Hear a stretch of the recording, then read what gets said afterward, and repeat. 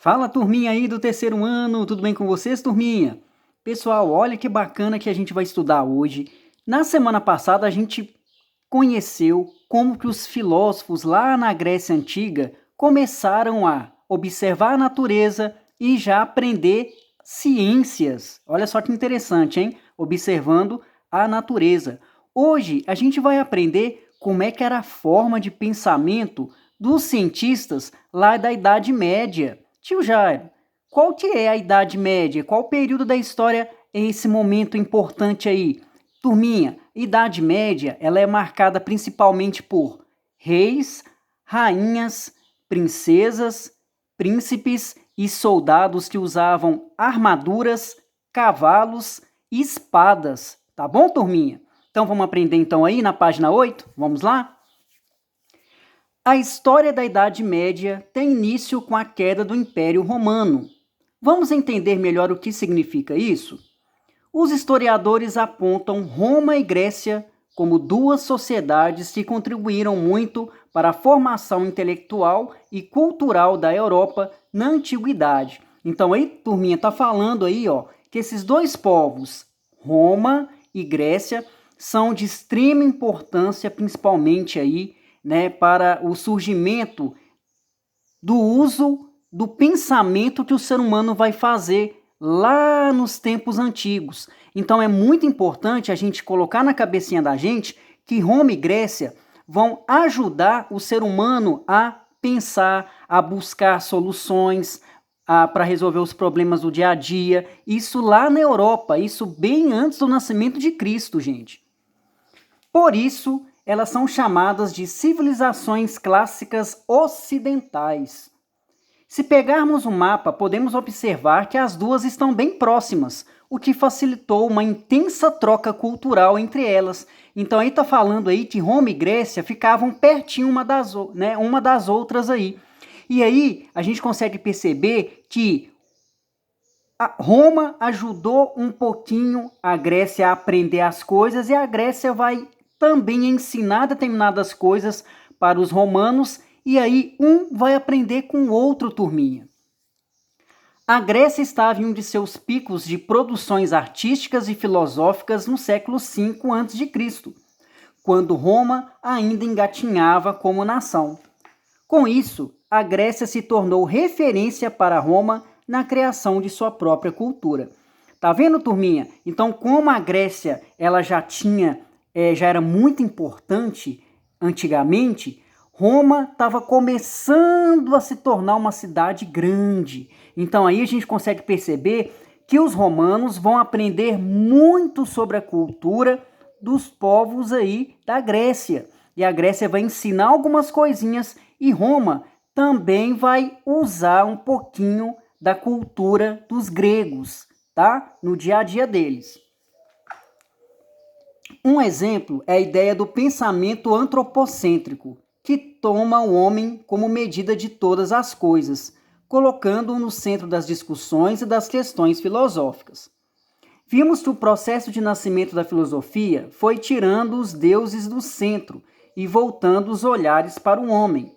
Seja ele um animal capaz de conhecer as coisas por si mesmo, sem precisar de intervenções divinas.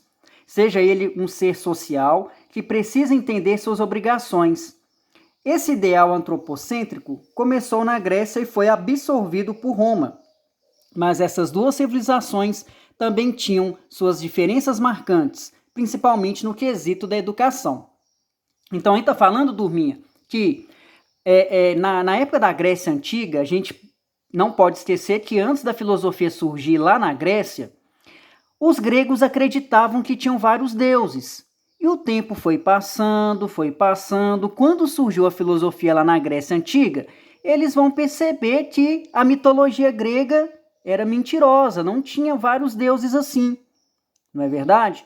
E olha só que interessante. Lá na Roma, eles começaram a pensar de maneira diferente. Eles começaram a falar que o homem é o centro do mundo. Por que o homem é o centro do mundo? Porque o homem ele tem capacidade de pensar. Olha só que interessante aí, ó. Essa palavrinha antropocêntrico significa o seguinte: é o homem né? É o homem como centro do mundo. Então essa visão aí, ó, que não é um deus, dois deuses, três deuses. Para os romanos, a pessoa mais importante do mundo era o homem, tá? Olha só que interessante como é que era a forma das crianças gregas aprenderem as coisas, gente. Olha só que legal, que interessante. Lá na Grécia, a educação grega tinha como objetivo, sobretudo, a formação intelectual do homem. Por conta disso, sua herança no campo artístico e filosófico foi marcante para a história ocidental. Então, lá na Grécia, as criancinhas gregas, eles já começavam a aprender o quê? A usar a razão. O que é usar a razão? A pensar. Então, eles começaram a aprender sobre matemática, começaram a aprender sobre ciências, começaram a aprender sobre várias coisas diferenciadas lá na Grécia. Olha só como é que era o modo de estudo que existia lá na Roma. A educação romana tinha como objetivo principal a formação física do homem. Por conta disso, a disciplina, a preparação física e a coragem formavam os homens romanos como excelentes militares e soldados. A educação lá em Roma, gente, as crianças, né, os jovens lá, quando eles viviam lá no Império Romano, as crianças e principalmente os jovens, eles já eram preparados para quê? Para eles serem soldados do Império Romano, tá? Por isso que está falando aí que os jovens, eles tinham que aprender a ter uma preparação física melhor, eles faziam muita atividade física para eles se ficarem mais fortes, para quando eles pudessem ir para as guerras, eles já estivessem preparados. Por isso que os homens já eram preparados para se tornarem o quê? Soldados, tá? A educação romana voltada para a formação de soldados foi essencial para que a sociedade romana se tornasse uma das sociedades guerreiras mais bem-sucedidas da antiguidade. Os romanos dominaram tribos na Europa, na Ásia e na África. E quando isso acontecia, eles não destruíram as culturas dos povos dominados, mas obrigavam que os seus novos súditos aprendessem a língua e a cultura romana. Por terem se inspirado na cultura grega, os romanos passavam uma parcela dos ensinamentos gregos para as etnias que dominavam durante esse intercâmbio cultural. Então aí está falando, gente, o seguinte, que o Império Romano tinha aquele monte de soldados. Eram muitos soldados que tinham. Então, quando eles entravam em guerras, eles ganhavam de todo mundo, porque era um império muito forte, era um exército muito forte. E todos os lugares que eles venciam as guerras, eles ensinavam aquele povo que perdeu a guerra, eles ensinavam a cultura e a língua romana, né? Então, ao invés deles destruírem tudo que tinham lá na cidade do outro povo, eles ensinavam esses povos a língua romana e a cultura romana, né? Isso para aumentar a cultura dos romanos. No século V depois de Cristo, 5 depois do nascimento de Cristo, a influência do Império Romano foi perdendo força, o que levou a inúmeras invasões dos povos germânicos e a gradual transição da Antiguidade para a Idade Média. Com a queda do Império Romano, a Igreja Católica subiu ao poder na Europa Ocidental e monopolizou o ensino. Então aí está falando, turminha, que o Império Romano vai deixar de existir, vai acabar. E aí, quem é que vai se tornar muito forte, né, na Idade Média? A igreja, gente. A igreja vai ser muito importante na Idade Média. As heranças da cultura greco-romana desapareceram do círculo popular e todo o conhecimento divulgado e ensinado estava ligado aos dogmas cristãos. A ideia de uma filosofia grega racionalista e voltada para a natureza foi proibida, pois tudo o que se precisava saber sobre o mundo estava nas escrituras sagradas. A máxima filosófica passou a ser: conheça a Deus para conhecer o mundo. É possível notar que é uma semelhança dessa ideia com o pensamento místico, em que o conhecimento de mundo era ligado aos ensinamentos religiosos e divinos. Então aí na Idade Média, turminha, a gente vai perceber quem é que vai ser tão poderoso nesse período? A igreja. Então a igreja vai virar para todos os seres humanos e vai falar o seguinte, vai falar assim: seres humanos, vocês devem conhecer ainda mais as historinhas aí da Bíblia, para que vocês possam conhecer o que é um mundo. Então a igreja estava convidando todo mundo para que pudesse aprender as historinhas da Bíblia e assim entender o mundo, entender a história do mundo, né? Isso na tentativa de fazer as pessoas entenderem o que era o mundo, mas com as historinhas da Bíblia, tá?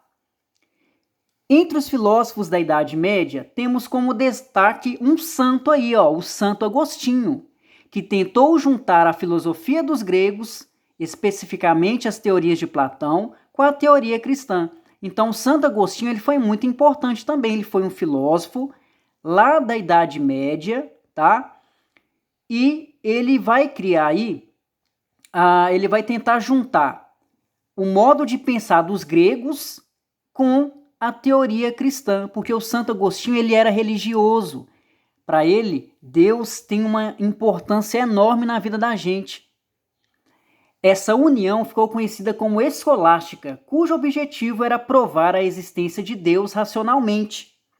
Essa linha filosófica desenvolveu métodos de ensino e valorizava matérias. Olha só as matérias que se aprendiam lá na Idade Média, turminha.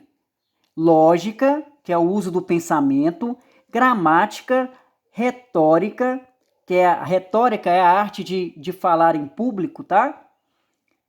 Aritmética, que é matemática, música, geometria e astronomia. Olha só que interessante as matérias que eles aprendiam nessa época.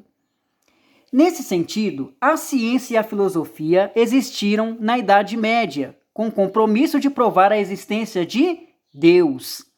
Por exemplo, foi a teoria geocêntrica do sistema solar desenvolvida por Ptolomeu. Então, Ptolomeu vai criar essa teoria chamada geocêntrica. O que essa teoria geocêntrica ensina? Segundo Ptolomeu, nessa teoria, a Terra estaria no centro do universo, com todos os corpos celestes, incluindo planetas, lua, sol, girando ao seu redor. Então, nessa teoria geocêntrica, fala que o planeta Terra está no meio aí, né, no centro do universo, e que ao redor do planeta Terra nós temos planetas, a Lua, nós temos o Sol girando ao redor do planeta Terra, tá? A igreja absorveu essa teoria, pois ela estava em concordância com as escrituras bíblicas. A igreja aceitou essa teoria do Ptolomeu, porque a igreja viu que essa teoria era muito parecida com o que a Bíblia comentava, tá? O geocentrismo só foi rebatido 14 séculos depois por Nicolau Copérnico, que apresentou a teoria do sistema heliocêntrico. Tá? Então, Nicolau Copérnico vai ser um outro aí filósofo que ele vai chegar e vai falar assim, olha, não é a Terra que está no meio do universo. Aí ele vai criar essa teoria aí chamada heliocentrismo, ou então heliocêntrico. Olha o que ele vai falar, turminha. O Nicolau Copérnico, ele vai falar o seguinte, olha lá, ele vai falar, que quem fica no centro do universo é o Sol, tá? Então é o Sol que vai ficar no meio do universo e ele vai falar que os planetas vão ficar girando ao redor do Sol. Olha só que interessante, que bacana. Tendo em vista que nessa época todo o conhecimento tinha que ter o aval da Igreja Católica, o avanço tecnológico e filosófico eram quase nulos, e devido a isso, voltamos a um ponto central que a filosofia grega rebatia. Sem a possibilidade de uma teoria de caráter crítico, não se desenvolve ciência. Então aí, turminha, vai surgir essas duas teorias. A teoria geocêntrica do Ptolomeu.